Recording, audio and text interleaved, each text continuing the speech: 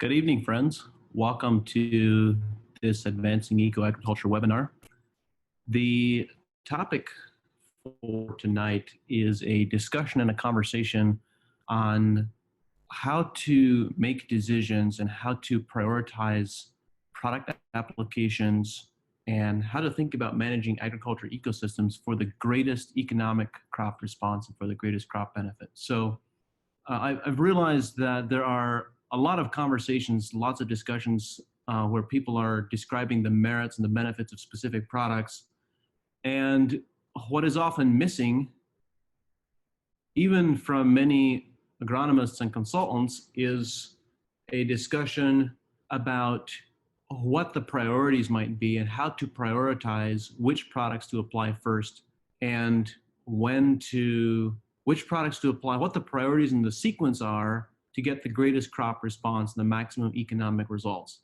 So I realized that as our system has developed at Advancing Eco-Agriculture over the last decade, we've had the benefit of a lot of crop experiences in different environments, testing a broad range of different products, and we've had the opportunity to observe a lot of different products. And we have really had the advantage of a lot of observation to identify which products are most effective and in what context. So I wanted to share some of those thoughts because I think some of the pieces that we've observed are perhaps not what you might expect. In fact, they're not what most people expect at all. And I also wanted to share some thoughts on developing and using what we term synergistic stacks. How do you stack and combine different products and different combinations to produce the greatest crop response? So there's two different frameworks for this conversation. The first framework, which I believe is the very important framework, the most important, is how to deliver an immediate economic response while also having a long-term regenerative impact on the ecosystem. I believe very to become the mainstream, to become the status quo into the future, then we need to deliver very strong economic benefits and economic results immediately, right out of the gate. The very first applications, the very first growing season, there needs to be a very strong crop response. So this first framework, the way that we've approached plantation and our work at Advancing Eco-Agriculture is within this framework of delivering an immediate response. So the foundational idea is that the biggest limiting factor to extraordinary plant growth and yield and quality is limited photosynthesis. It's fairly well understood today by many people that what we have come to accept as being common and normal and routine is plants which are photosynthesizing at only about 15 to 20% of their capacity. And when you can increase that photosynthetic capacity from 20% up to, let's say, 60%, it completely changes a plant's performance. You completely change the quality profile, you completely change yield, but you don't. So what is in effect happening is you triple the sugar production every day in every 24-hour photo period. But that, of course, doesn't necessarily have the effect of tripling yields. Instead, a portion of sugar being produced are actually sent out through the root system to feed soil biology, and you get this tremendous soil regeneration effect. But all of that as an aside, the most important driver for driving strong yields and strong economic response immediately is focusing on driving the photosynthesis piece. So when we started looking at this, I asked the question of what are the biggest limiting factors that limit photosynthesis? And what we realized looking at photosynthesis, when many agronomists and many growers, when we begin speaking about crop yields and managing health and quality, the conversation quickly devolves to focusing on two possible pieces. One is we focus on genetics and think about genetics. And secondly, we have a conversation about minerals and about nutrients. How are we managing nitrogen and calcium and potassium and manganese and boron, et cetera, et cetera. But in fact, assuming, of course, that we have reasonably good genetics, Usually, neither of those two are the limiting factors to increasing yields and increasing quality. There are other factors which are limiting photosynthesis from occurring. From my perspective, the first priority, the number one priority to manage is to make sure that we have a consistent supply of water. You look at the photosynthesis process, it almost seems redundant and unnecessary, and you ask the question, why are we having a conversation about water? But in reality, the moment a plant has a limited water supply is the moment photosynthesis stops or is greatly reduced. In fact, in most cases, it would stop completely as the plant switches to photorespiration. And so with the challenges that we have today with vagaries of the weather and climate, etc., I know I'm speaking to a very broad group of growers and growing a diversity of crops in many different climates and environments. And it's going to become increasingly imperative to be able to manage water and provide a consistent supply of water every 24-hour photo period, every day. We need to have a good water supply. Water consistency is extremely crucial. As an example of this, there's a tomato greenhouse that we were working with about 5 or 6 years ago in central Pennsylvania, where the yields were about 12 to 13 pounds per plant, with a variety that was producing 20 to 25 pounds per plant from neighboring farms, similar environments, similar conditions. And this grower was irrigating once every 3 days, or excuse me, 3 times per week, irrigating 3 times per week and putting on a fertigation of nutrients 1 time per week.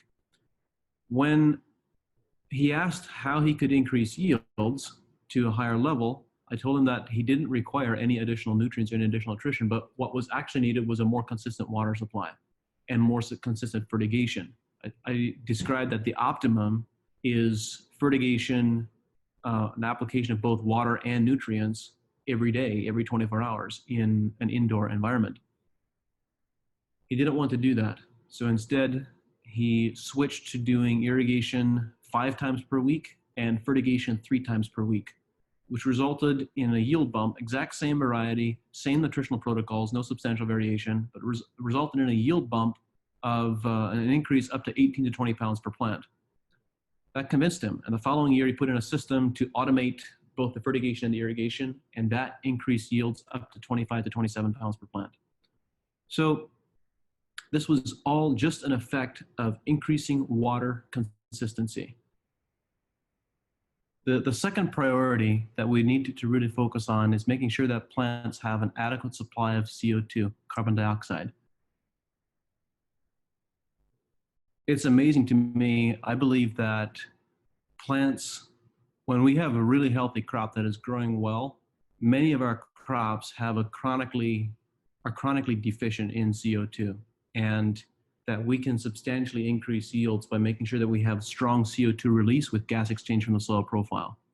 As an illustration, as an example of this, when we're working with plants in indoor environments, let's say we're growing tomatoes in a greenhouse environment, if we have 2 greenhouses that are exactly identical, both growing the same variety, same temperature, same lighting, same nutrients, etc., then if we take one of those greenhouses and we increase the carbon dioxide concentration, so one will have the background ambient CO2 of 350 parts per million, plus or minus, and the second we increase the CO2 to 1100 parts per million, we get double the plant biomass and double the yield, simply by increasing carbon dioxide.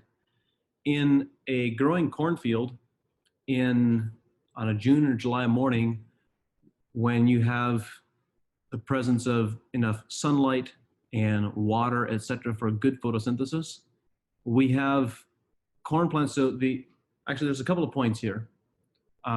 So we have this gas exchange that happens with the soil, where the earth has this natural 24-hour circadian rhythm of inhaling and exhaling once per cycle. So there is this natural inhaling process that happens in the evening and exhaling that happens in the morning. So gas and air moves down into the soil profile in the evening and then moves out of the soil profile in the morning. What this means is that in early morning, so in the evening you have nitrogen and oxygen moving down into the soil, and in the morning you have carbon dioxide being released from the soil, both perhaps as a result, partially as a result of oxidation of carbon dioxide or of carbon and organic material in the soil being oxidized as carbon dioxide, or as a result of microbial respiration. So you had these particularly high concentrations of carbon dioxide in the bottom couple inches of the air column, very close to the soil surface. You had this abundance of carbon dioxide in the morning. And this obviously can vary quite a bit based on the presence of organic materials, the presence of biology, microbial respiration, et cetera, but it can be as high as 14 to 1500 parts per million, in some cases even higher.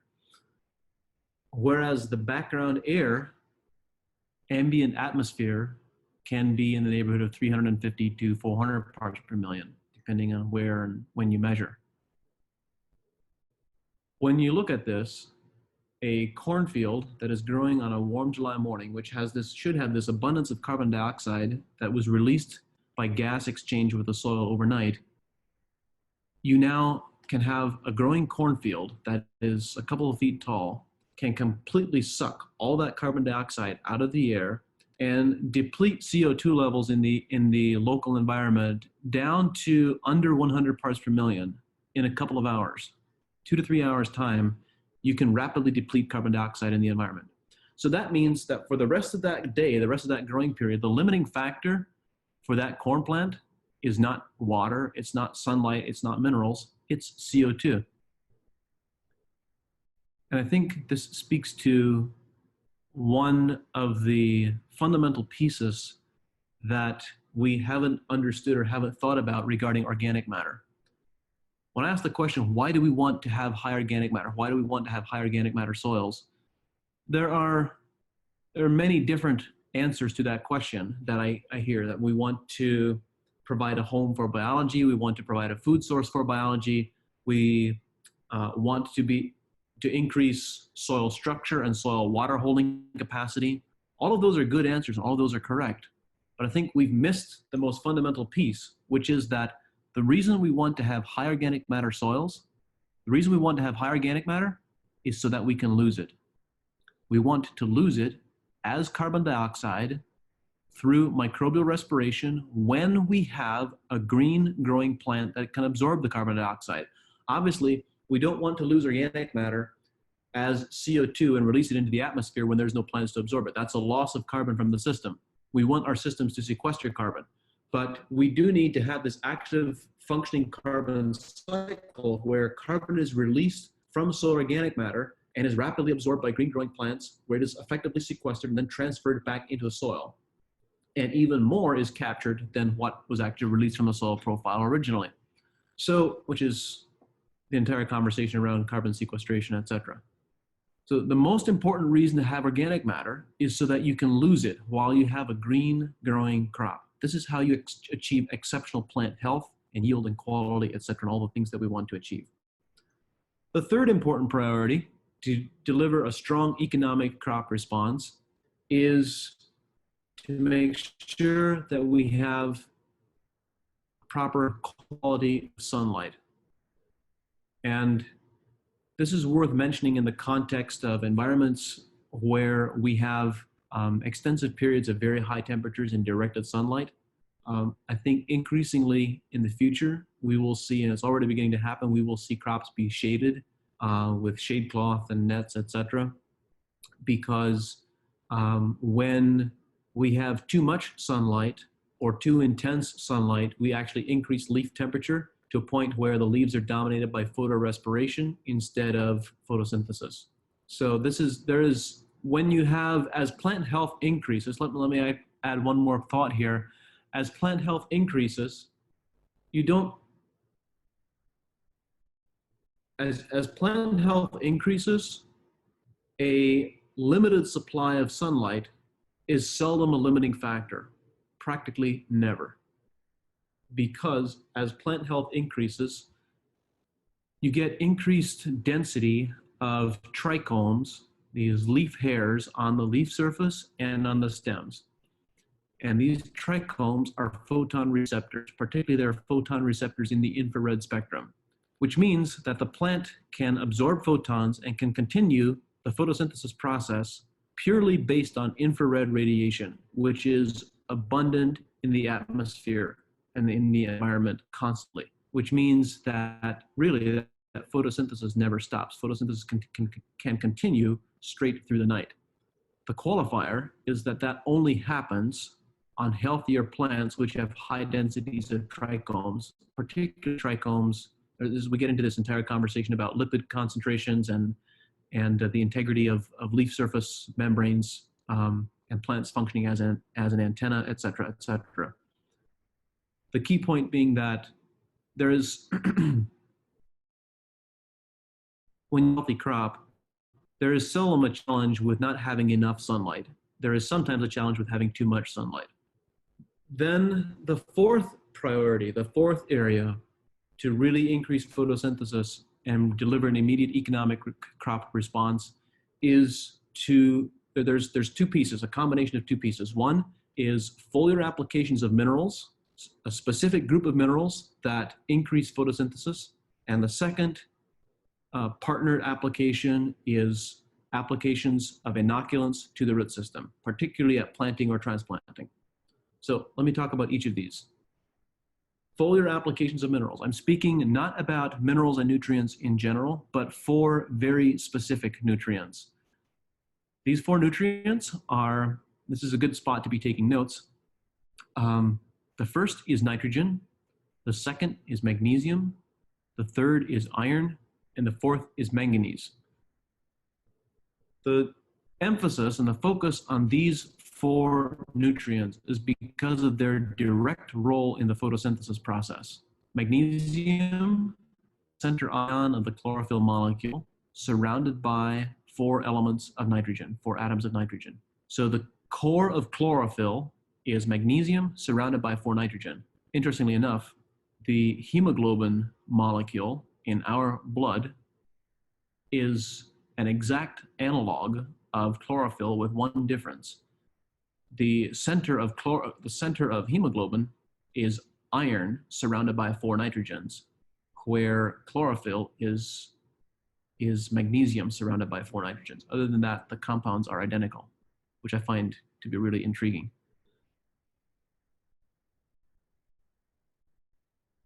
The third, so I spoke about magnesium and nitrogen and magnesium. The third element, which I mentioned, is iron. So iron is not a part of chlorophyll, but iron plays a critical role in photosynthesis in two ways. One is it is the wrench that is responsible for putting chlorophyll together. And secondly, it is the foundational enzyme cofactor that is at the foundation of the carotenoid photon receptor pathway. So chlorophyll in and of itself collects only a very small part of the available light spectrum. And then there is all this range of carotenoids, such as astaxanthin and zeaxanthin, et cetera, which also absorb a very small segment of the light spectrum. And when you combine all of them together, they collect a much greater bandwidth of the available light and then channel that into chlorophyll for increased photosynthesis.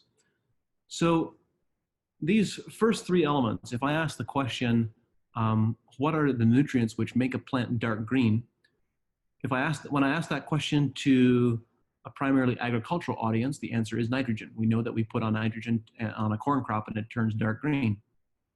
When I ask that question to people in the horticulture space who are growing petunias and hydrangeas, then the answer is magnesium. We know that when we apply magnesium, we get this very dark green leaf effect. And when I ask that question to landscapers and people in the turf industry, golf courses, etc., the answer is iron. In reality, all three of those nutrients are producing the same effect. They're all increasing chlorophyll concentrations within the leaf. So it's possible to increase chlorophyll concentrations by as much as 3 to 4 times, and which is one of the foundational contributing factors that can really increase photosynthesis volume. Then there's the fourth nutrient. And the fourth nutrient is manganese. Manganese is perhaps the most important on the list and the most chronically and systemically deficient. The reason manganese is so important is because during the photosynthesis process, the very first thing that happens is when water is absorbed from the soil profile and moved into the leaves, the first step is water hydrolysis. Water molecule of H2O gets split into H and OH. The process of water hydrolysis, splitting the water molecule, is completely dependent on manganese. So this means you can have an abundance of water, an abundance of CO2, adequate sunlight, very strong amounts of chlorophyll, but if you don't have enough manganese and the water molecule doesn't get split, that is your blocker. That's your gateway that is limiting your total photosynthesis volume. And 99% of all the SAP analysis reports that we see coming back are chronically deficient in manganese unless the grower is directly applying manganese to counteract it. And this is true because of the oxidation reduction phenomena and what is happening in soil profiles.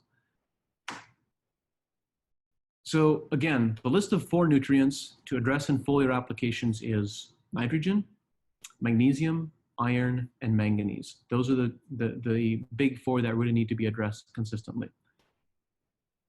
Now, I'm not suggesting that you need to apply each of those 4. I'm suggesting that you need to make certain that plants have enough of each of those 4.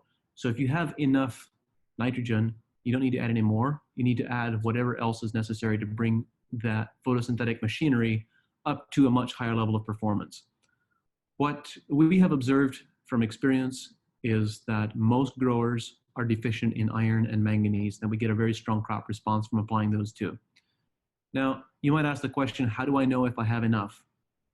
Given that many soils have enough iron and often have enough manganese, and yet plants are chronically deficient, there's a very simple test that you can do.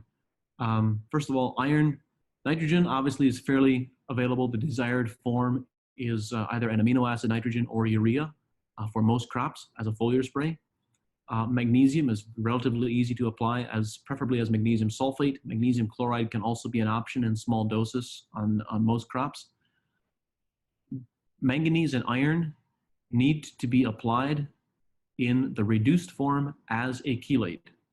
So you need to apply a chelated form of manganese that is derived from, most commonly, manganese sulfate. There's other reduced forms available as well. But a manganese sulfate-based chelate that is then chelated with an organic acid or an amino acid or whatever the case might be. Because plants can only absorb and can only utilize manganese and iron in the reduced form. And if they're not chelated and they're sprayed on the plant leaf surface, they switch from the reduced form to the oxidized form.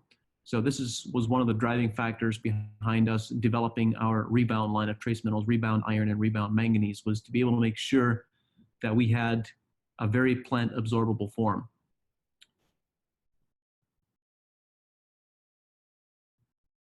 The second part of this stage 4, of the 4th priority, is putting on biological inoculants at planting or at transplanting. And I'm using the biological inoculants category as a very broad brushstroke to include both mycorrhizal fungi, bacterial fungi, and whatever might be appropriate in a synergistic stack. Now, these 2 applications, the foliar applications of these 4 minerals and foliar applications of biologicals, or excuse me, I misspoke, soil and root applications of biologicals at early stages of plant development are the 2 applications which most consistently produce the greatest economic response for growers. They deliver very strongly and very quickly. I had a bit of I lost my train of thought there for a few moments ago. Now something is coming back to me that I wanted to mention. Regarding the foliar applications of nutrients, how do you determine whether you need it? There's the obvious solution, which is, and the professional solution is to use a SAP analysis and to measure what is actually present in your plants and being able to see very clearly and very precisely exactly what's happening and what's going on. A very simple and yet very effective solution is also to put on an application and check crop response with a refractometer. So let's say you think your crop might not have enough iron or might not have enough manganese. You can put a small amount of chelated iron or manganese into just a small bottle sprayer and spray a couple of plants, maybe a 4, 6, 8 foot diameter circle, and then come back with a refractometer and test the treated area versus the untreated area in about 30 minutes. It's not going to take very long. In about 30 minutes, you should have an increased Brix reading where you applied the product. If you have an increased Brix reading, that will indicate that the plant needs whatever was applied and will benefit from whatever was applied. If you don't get an increased Brix reading, then the plant doesn't need it, and you're not going to get an increased crop response and yield response. So that can be a very simple, quick and dirty test in a field. It takes a little bit of time, takes a bit of energy, but it can be a very effective test to determine the effectiveness of a foliar spray before it's actually applied. You can do that with individual nutrients. You can do it with a cocktail, a combination. You can even do that with a tank mix that you want to apply to a crop, and you can actually test the effectiveness of a foliar application before it's actually applied. You notice something really interesting? Mineral applications and biologicals didn't make it onto the list of priorities until priority 4. The first 3 priorities to address were not minerals, and they weren't biologicals. They were all other pieces that have a bigger impact on photosynthesis. Priority 5 is using cover crops and keeping your soils constantly covered to harvest as much CO2 as possible and to build a very strong soil microbial community. Priority 6 is using soil amendments of minerals and rock powders, etc., using limestone and rock phosphate and gypsum and whatever the case might be. So in terms of delivering the maximum economic crop response, the greatest crop response as quickly as possible, the management priorities need to be: number 1, make sure that you manage water and deliver water as consistently as possible. Number 2, make sure that you supply adequate carbon dioxide. Number 3, manage sunlight if you are in an area where you possibly have excessive or too intense sunlight and increased leaf temperatures. And by the way, I failed to mention this, but leaf temperatures is not ambient air temperature, it's specifically leaf temperature. Leaves switch from photosynthesis to photorespiration on C3 photosynthetic pathway plants at about 76 degrees Fahrenheit. And on C4 plants, it's about 86 degrees Fahrenheit, if I understand it correctly. 4th priority is foliar applications of those 4 mineral elements and applications of biologicals. The 5th priority is cover crops, and the 6th priority is soil amendments. So cover crops and soil amendments take the longest to deliver an economic crop response, and they're lowest on the priority list. I sometimes get asked the question, well, if those are the lowest on the priority list and I'm dealing with a really challenged soil, a new farm that I just started managing, are you suggesting that I shouldn't do soil amendments and that I shouldn't do cover crops even when my soils are very challenged and are completely out of whack from a chemistry perspective? No, that's not what I'm saying. I'm not suggesting that you shouldn't apply soil amendments and cover crops, but I'm suggesting that you should first make certain that you address all of these other pieces. And then in conjunction with those other pieces, you can also add soil amendments and cover crops or whatever else you chose to add to the mix.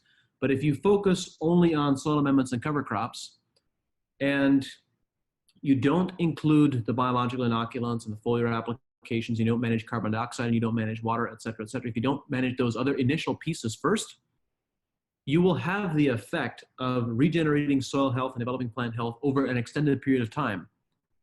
But you will not consistently and reliably deliver a strong economic performance from the get-go. It takes longer to see returns from cover crops and from soil amendments than it does from those other pieces which deliver such an immediate economic crop response. So the second framework is, let me just clarify. This first framework that I described, this sequence of 6 priorities, is when you want to deliver maximum economic performance. And while delivering maximum economic performance, you want to also regenerate soil health and rebuild soil health over time. So it's not an either or conversation. You get to regenerate and rebuild soil health, and you get to have maximum economic returns right from the get-go. Then the second framework that I've seen some farmers and growers and managers choose is to say that, you know, we don't need to have strong immediate economic results. Instead, we want to focus on longer term soil regeneration and regenerating the entire farm. So if that is your mindset, if that's the pathway that you chose, and this is sometimes appropriate for some environments and some crops, if you're grazing grass-fed livestock in a zone with 8 inches of rainfall a year, then this might make sense for you. Where you have limited economic resources. So I've identified a set of 4 priorities, a sequence of 4 priorities for these types of environments and managers. The first priority is, and I partnered it up again, there's 2 pieces that are synergistic and complementary that kind of need to be used together. The first is water and cover crops. So again, you need to make certain that your soils are constantly covered, that you're constantly harvesting sunlight and collecting CO2. And secondly, you need to make sure that you have as consistent a water supply and that you keep all the water that you get and you store and manage water very well. The second priority for these ecosystems is that you need to add livestock. I've found it really intriguing with the guests that I've hosted on the podcast. Many people who have a lot more experience than I do, Michael McNeil and Jerry Hatfield and Gabe Brown and others, all reference the fact that you could do many things with soil. You could use different types of fertilizers, different types of soil amendments, but soils would only change in a limited fashion until you added livestock. And once you added livestock, the entire soil microbial population would shift and soil health would begin radically improving. Now, from my perspective, livestock are not only the 4-footed, 4-hoofed variety. They can also be the biology in the soil profile. So I would add that this is particularly true, particularly relevant for environments and ecosystems where we don't have the presence of livestock, fruit and vegetable production and dryland grains, etc., that we can add biological inoculants to mimic and imitate a great deal, perhaps all, of the effect that cattle have on the landscape as well. So the second priority, from my perspective, once we've addressed water, once we've addressed keeping the soil covered all the time, the second priority is adding livestock back into the landscape or adding biologicals. The third priority in these ecosystems and these management styles is adding foliar applications of nutrients. For all the reasons that I mentioned when I was describing delivering a maximum economic response, even if you want to have a long-term regenerative effect, the greatest effect on long-term regeneration comes from foliar applications of nutrients which spike and trigger photosynthesis and result in sequestering and rapidly increasing carbon deposits and the carbon profile in the soil. And then the fourth priority is soil amendments of any nutrients, specifically of any nutrients or minerals which are missing in the soil's native geological profile. The reality is that on some native soils simply don't contain some of the minerals that are needed, that are necessary in an adequate amount. We know that many soils are deficient in molybdenum, for example, or in boron. So adding those necessary soil amendments can also give us a very substantial crop response. And again, if you notice the sequence of priorities, soil amendments is at the bottom of the list for both of these categories.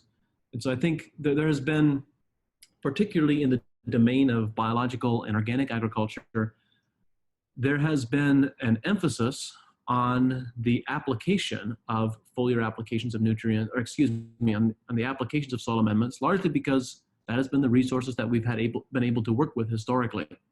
But they're not the tools which they don't give us the greatest economic response, and they also don't lead the most efficiently and the most effectively to long-term regenerative ecosystems. So those are the thoughts that I wanted to share. I'll add a bonus thought, which is that in our experience of implementing these systems and putting them together on farms, we get the greatest crop responses when we use what I've termed synergistic stacks. So a synergistic stack is when you include different types of products into the same application or at the same application window. So I'll give you one example. And there's many possible examples. It's just kind of limited by your imagination. But one example might be that you add a bacterial inoculant to the rhizosphere that has, maybe you have 20 different species or strains of bacteria that have the effect of increasing a plant's immunity, increasing water and nutrient availability, triggering a SAR effect, et cetera, fixing nitrogen and mineralizing phosphorus in the soil profile, and so forth. You combine that bacterial inoculant with a fungal inoculant. Let's say, for the sake of discussion, mycorrhizal fungi. So when you stack the two of those together, you will usually get a much greater crop response than if you do either one of them by itself. Third, you might add a microbial biostimulant, such as a humic substance or seaweed, that will have the effect of increasing the effects of those biological inoculants even more.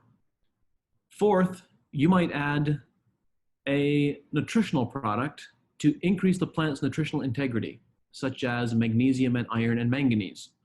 You add those nutrients, now you're going to increase the plant's photosynthesis, and the result will be a greater quantity of sugar sent out through the roots as root exudates to feed soil biology. And now again, you get a greater biological response. And then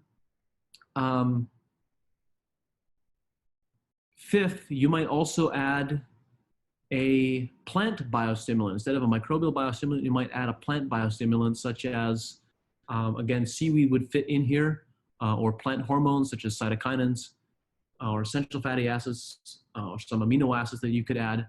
So you could add a plant biostimulant, a plant nutrient, a microbial biostimulant, and bacterial and fungal inoculants. So those would be what we term a synergistic stack. And when you put together synergistic stacks like that, where you select products from completely different categories and put them together, it is very much a case where 1 + 1 does not equal 2. Often in biological systems, when you combine these different materials, 1 + 1 = 11. And you end up getting this very pronounced effect that is much greater than you would expect from adding those products, from adding any of those products individually. So those are the thoughts that I wanted to share. I do have an announcement as well, and then I'd love to hear your questions. So if you have any questions, you can type them into the Q&A box down at the bottom of your screen, and I'll go through those questions and answer all of them as clearly and as well as I'm able. I do have an announcement as well that I've mentioned it a couple of times on webinars and the podcast in the last year or so. I've for some time been working on developing a series of online courses, and I'm excited to announce that if all goes well, as planned, we are intending to launch those online courses at the end of January. So you'll be able to find those at academy.regen.ag and sign up for it to get all of the announcements about when we actually launch. We will be launching on January 21st with 3 initial courses, and we hope to release it, we intend to release additional courses over time. So we've been sharing a lot of information on our webinars and on our podcasts about some of the things that we've learned and the systems and the tools that we've put together. But there's often a lot of background knowledge, a lot of background information that is simply too much information, too much background to put into a 1-hour webinar, to put into a 30-minute conversation. So the intent for the online courses is to do a really deep dive into the science and clearly describe the science behind how we put together foliar recommendations for nutrients, for example, or the science and the biochemistry and the plant physiology that is happening within the plant health pyramid, and as we see plant health evolving and becoming resistant to different types of diseases and insects at different stages of development.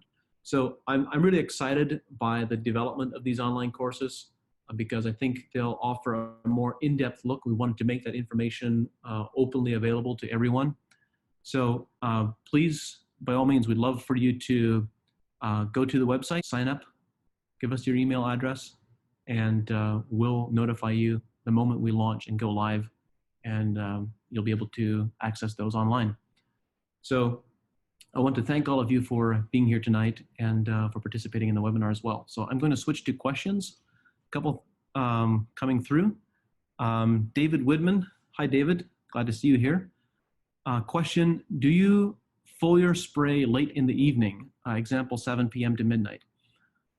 What we've observed is greatest plant absorption of nutrients occurs in about the same time window as peak cell division, which is from 3 a.m. to 8 a.m. in the morning. And for that reason, we typically prefer to put on foliar applications later in the day so that they are still present on the leaf surface in the liquid form when we get to that 3 a.m. to 8 a.m. window. In general, we tend to see much better crop responses with evening applications than we do with morning applications. It's a very good question, David. Thank you. Eldon Thiessen asked the question, how do you measure soil CO2? What are optimum levels and how is it modified? Eldon, this is a good question that I don't know the answer to. I know that there are measurement tools such as the Solvita test, which measures soil respiration. And there's also the Haney lab analysis, which also measures the soil's capacity to release carbon dioxide. Those would probably be the two tools that I know of the best that can measure soil carbon dioxide. But I'm not sure we know the answer to what are the optimum levels.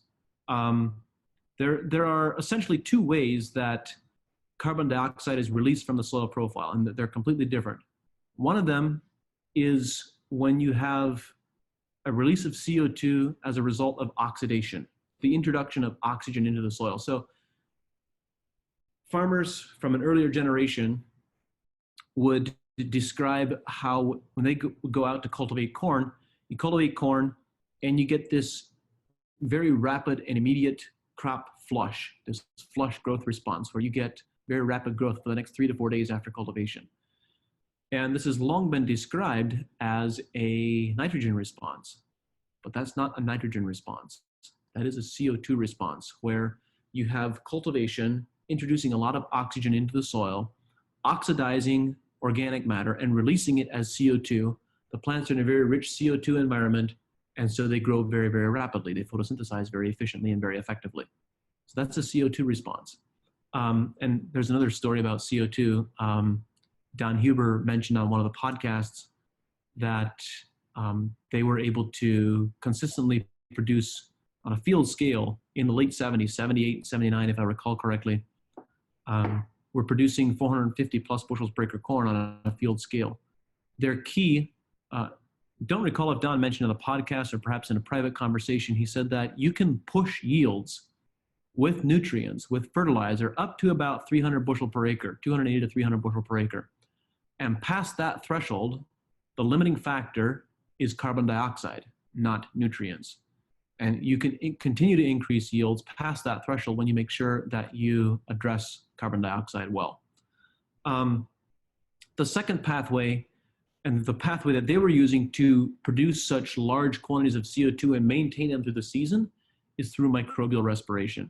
So when you have high organic matter content soils and abundant biology, that biology will release CO2 throughout the growing period. That's really what you want to have happening, and that's how you increase CO2 levels in a sustainable and regenerative fashion for the long term. It's a good question. Thank you for asking it, Ellen. Lawyer Brown asked the question, is ordinary manganese sulfate totally useless as a foliar application, or is it just less efficient than the reduced form? So here's what happens. So first of all, manganese sulfate is actually in the reduced form. It is in the correct form when it is in the bag. Then when you put manganese sulfate into a spray tank, you mix it with water, you solubilize it, it is still in the reduced form. When you spray it onto the leaf surface with very fine droplets, and those fine droplets dry out on the leaf surface, when they dry out, the manganese gets exposed to the oxygen in the air and it oxidizes, and it converts back to the oxidized form once it lands on the leaf surface and the plants do not absorb it. So in order to prevent that conversion process, that oxidation process from happening, the manganese needs to be chelated when it is on the leaf surface. Thanks, Lori. Jerry Snyder, is there an economical way to measure the CO2 level around a plant in the field? And Jerry, I think the answer to that question is with the Sulfate meter, which can measure CO2 release and carbon dioxide release. So I don't personally have experience with the meter, don't have a lot of perspective or tips to offer on it, but I know a number of people who are using it and are intrigued by what they're learning and what they're observing. And I think it is a very accurate metric. Anthony Griffith asked the question, for the second framework for longer-term development of soil, you mentioned animals or biologicals.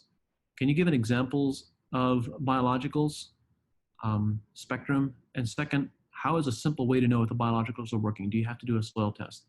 So Anthony, these are both good questions. When I refer to biologicals, kind of our gold standard at this point, there are some other very interesting biological developments that are happening.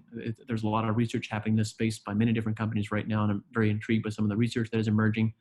But at this point, the gold standard for us is spectrum, and we use spectrum on, I think, just about every acre that we work on every farm that we work on. So that is kind of our standard because we know it performs consistently and reliably.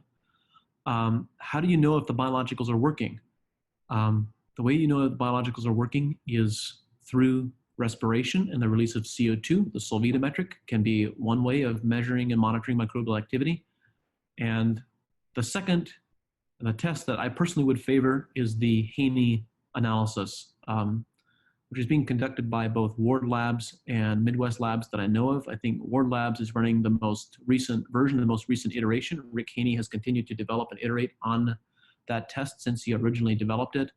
And I'm certain there's probably other laboratories around the country that are measuring or running this assay as well. I'm just not certain of who they are, who they might be. And I think the Haney analysis is the least inconsistent of all the biological assays, and it correlates the most accurately and the most consistently with what we actually see happening in the field. So it's the test that I personally would favor. John Meredith asked the question, is there anything else that determines when a plant switches between photosynthesis and photorespiration other than temperature? What can we do to extend photosynthesis longer other than things like shade cloth? Do healthy plants give a few degrees more? John, you asked some awesome questions here. So it's my understanding that the key determining factor between photosynthesis and photorespiration is leaf temperature. So not ambient temperature, but leaf temperature. Now, of course, leaf temperature is determined by a lot of other factors. It's determined obviously by exposure to sunlight, by air temperature, by the presence of water, having adequate water supply. There's various factors that will contribute to that switch.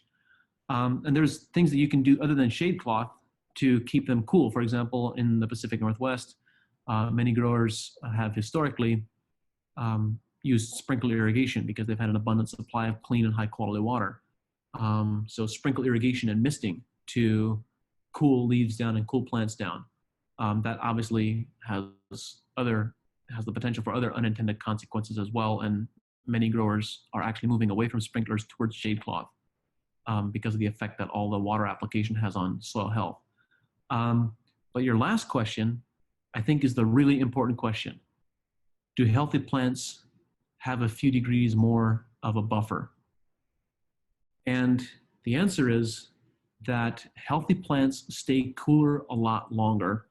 And specifically in this case, it's our observation that when you have plants that have a high lipid content, when you're able to visually observe the glossy, waxy shield, waxy leaf membrane, glossy, waxy leaf surface in the field, then a couple of interesting things seem to happen. First of all, and these are a connection of dots and hypothesis and amalgamation of thoughts and things that I've observed over the years.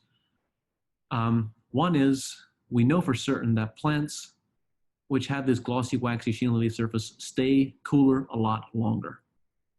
Why exactly does that happen?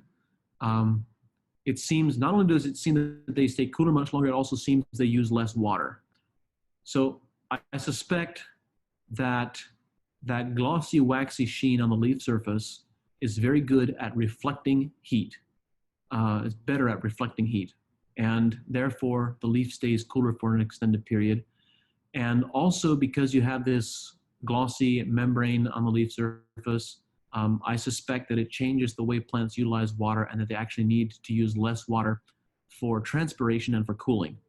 So it definitely is true, and I can say from field experience, it definitely is true that healthier plants remain in the photosynthesis mode much longer in warmer environments than unhealthy plants. It's a really great question.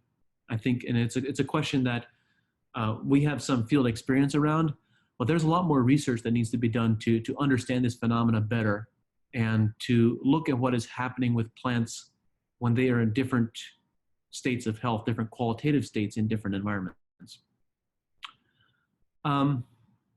Greg asked the question, is it still safe to apply a typical nutrient mix as a foliar application for wine grapes if the weather for the next day is expected to be very hot, say above 95 degrees Fahrenheit? I always apply foliar nutrients after 5 p.m. So, Greg, I would say that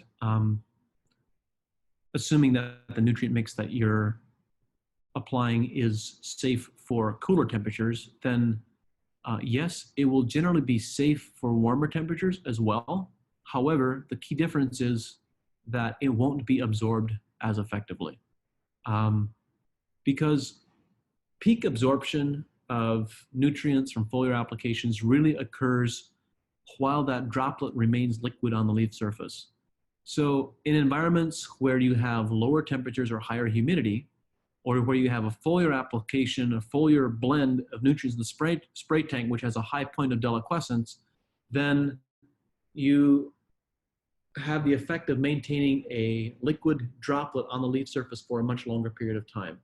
And the environment that you described when you have really high temperatures, the moment that droplet dries out, the nutrient absorption curve slows down tremendously. It doesn't completely stop, but it does slow down. Now, I want to add a qualifier to what I just said.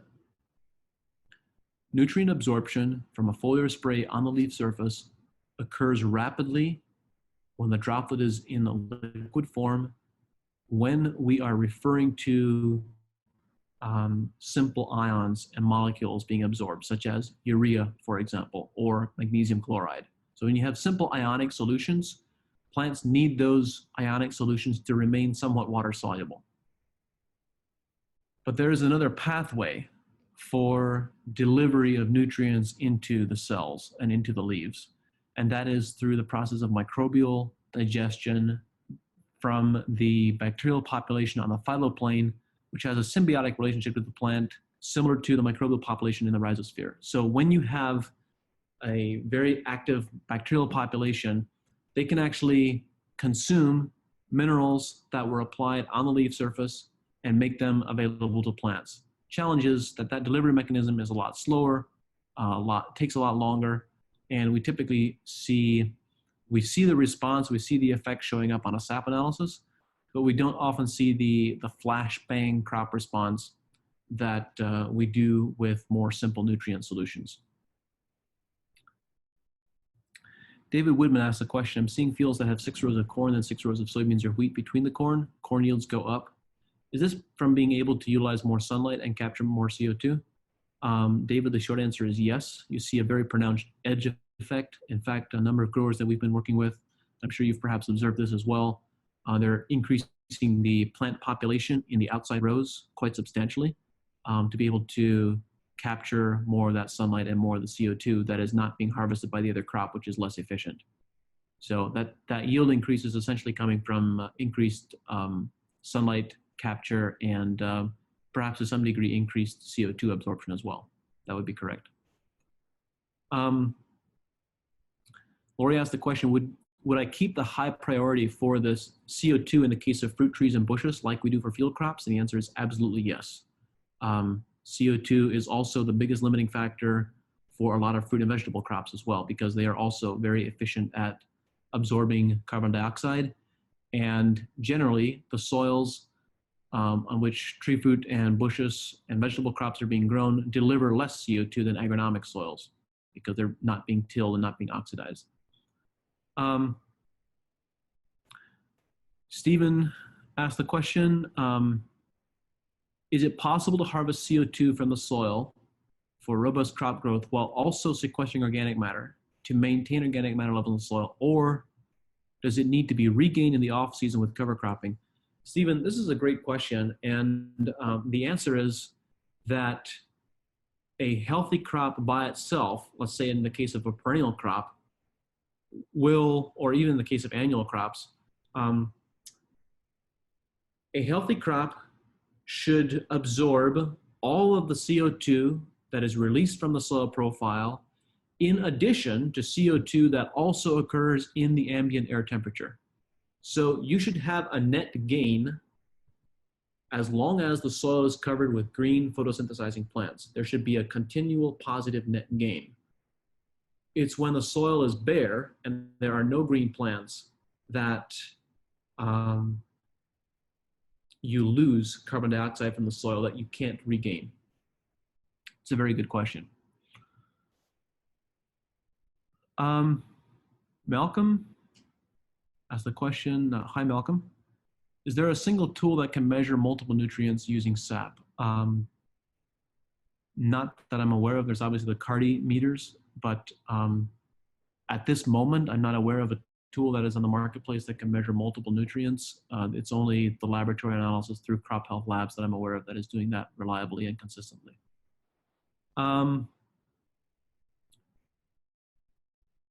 There's one question here. I think I did think that I reviewed this. Robert asked the question, please review the 6 principles.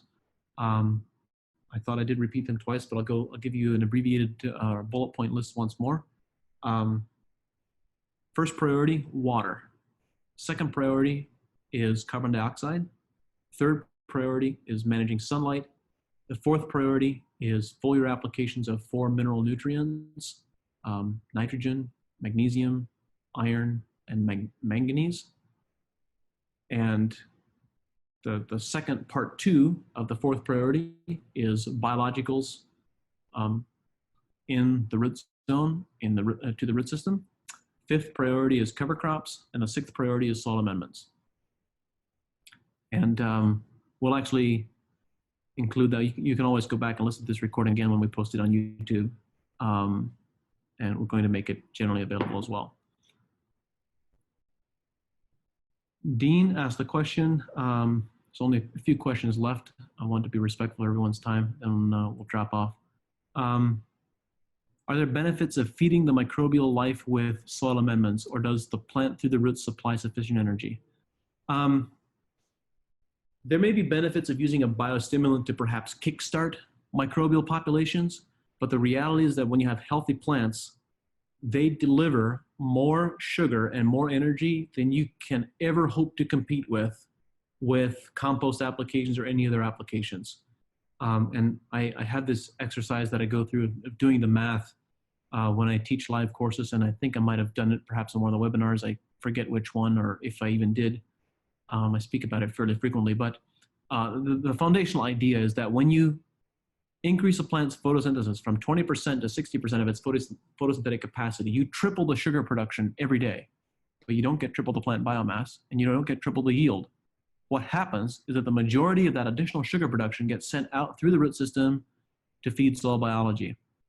And when you convert that tripling, that conversion from 20% to 60% to actual pounds per acre of carbohydrates produced and transferred into the soil, on a corn crop, you get something like 15,000 pounds of carbohydrates, not carbon, but carbohydrates, transferred out through the root system to feed soil biology.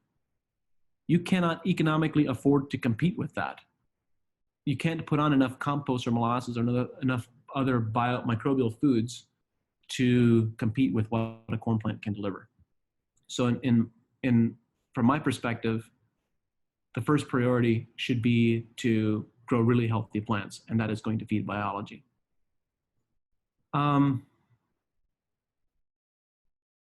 Anthony mentioned that I talked about the high probability of having a deficiency of manganese and iron.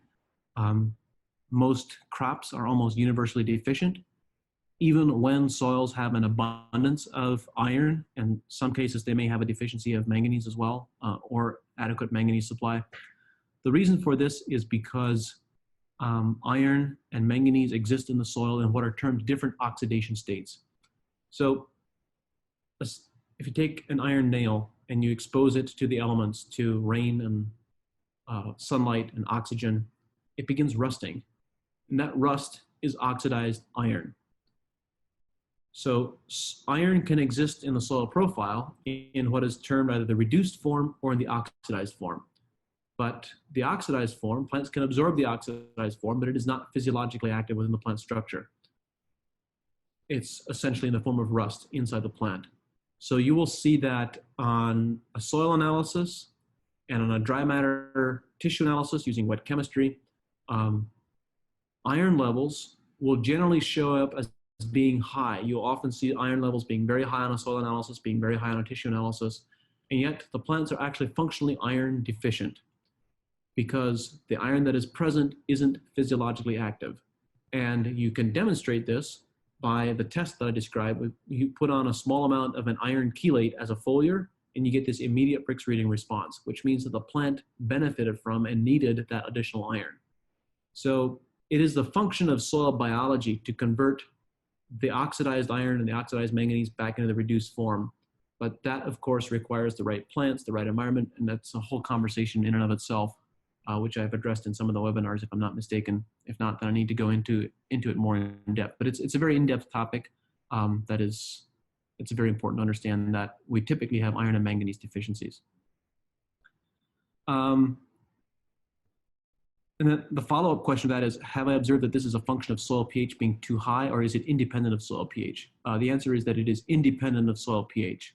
In biological systems, there is sometimes a correlation where you have high pHs, you tend to also have more oxidized soils, but it's the pH is the tail that's wagging the dog in this case.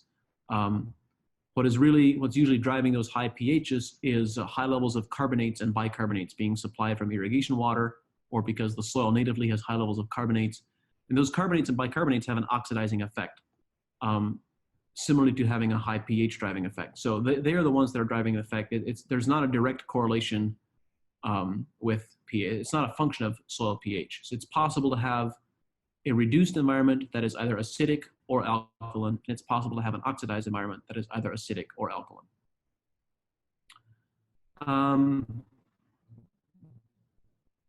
David Woodman asked a question, do you feel that applying elemental sulfur as a soil amendment increases the health of the biology in the soil? It can be a short-term detriment in the immediate localized zone where you have high concentrations of elemental sulfur being converted to thiosulfates into sulfuric acid. But long-term, I think it has the potential to be a benefit, particularly if the soil doesn't have adequate sulfur in the first place. And there is a direct correlation between sulfur supply and a soil's capacity to develop stable long-term humic substances. When you have long-term, in order to form long-term humic substances, you need to have adequate sulfur. One more question. Brian asked the question, when have you or do you foresee conventional applications combined with regenerative applications in creating more economic impact and quality plant growth? Brian, I would say that from my perspective, the answer between the dividing line between conventional applications and regenerative applications is becoming very blurry and fuzzy and virtually non-existent in reality. So it's not so much the application, it is the purpose of the application, for what intent, to what intent it's being applied, the timing of application, etc. So I don't really see there being a substantial difference.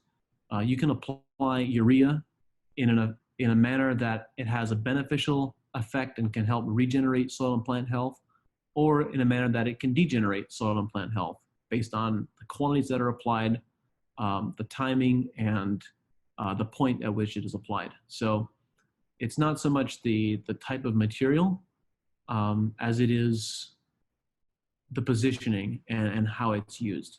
I want to thank all of you for participating tonight. I've enjoyed the webinar, and I hope that you have as well. You asked really great questions. Thanks for the feedback and the interaction. I really enjoyed it, and I look forward to speaking with you next time. Have an awesome evening. Thanks.